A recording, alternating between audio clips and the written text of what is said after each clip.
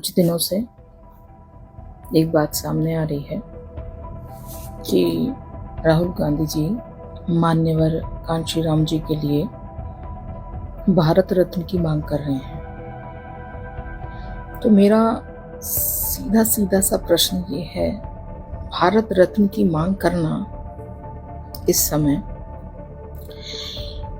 ये जो परिवर्तन है, ये आत्ममंथन का परिणाम है या फिर आपकी राजनीतिक मजबूरी?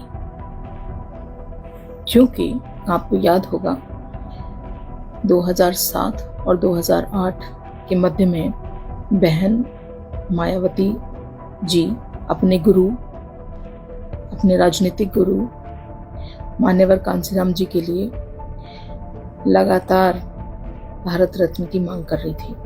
उस समय केंद्र की सरकार कांग्रेस की थी। तो प्रश्न ये उठता है कि कांग्रेस को उस समय इस बात पर संज्ञान क्यों नहीं लिया गया कांग्रेस द्वारा, और अब इस विषय में इतना सोचना, इतना विचार क्यों किया जा रहा है। और अगर इसका दूसरा पहलू भी देखें, कांशीराम जी का जीवन संघर्ष, आत्मसम्मान और दलितों, वंचितों, पिछड़ों, अति पिछड़ों के जीवन को सुधारने में और सामाजिक न्याय को समर्पित रहा है। तो मैं आपसे छोटे से फैक्ट की बात करती हूँ। इंडियन नेशनल कांग्रेस पार्टी किस ईयर में स्थापित हुई थी?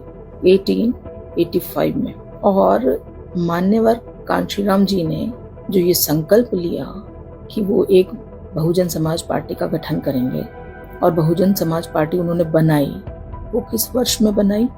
1984 में, 14 अप्रैल। यानी इस बीच में लगभग 100 साल का डिफरेंस था, लगभग।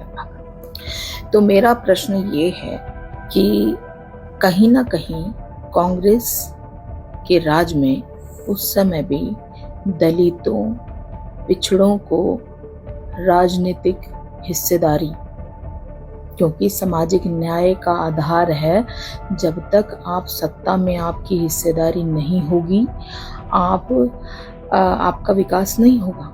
तो कहने का मतलब ये है, उस वक्त जब मायावती जी बार बार उनके विषय में बोलती रही, तब क्यों इस पे बात नहीं की गई? और अब जब चुनाव का टाइम आया वोट बैंक के लिए, आप एक समुदाय के, आप एक समाज के वोटों को साधने के लिए मान्यवर कांशीराम जी के लिए देश के सर्वोच्च सम्मान भारत रत्न की मांग कर रहे हैं। इस पर विचार करने की आवश्यकता है।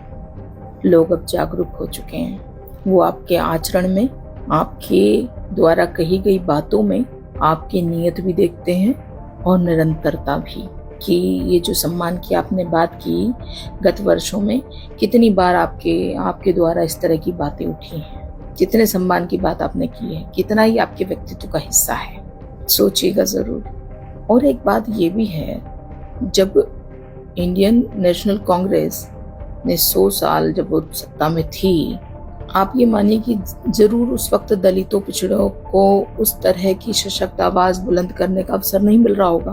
तभी तो मान्यवर कांशीराम जी को बहुजन समाज पार्टी के रूप में एक आंदोलन खड़ा करना पड़ा।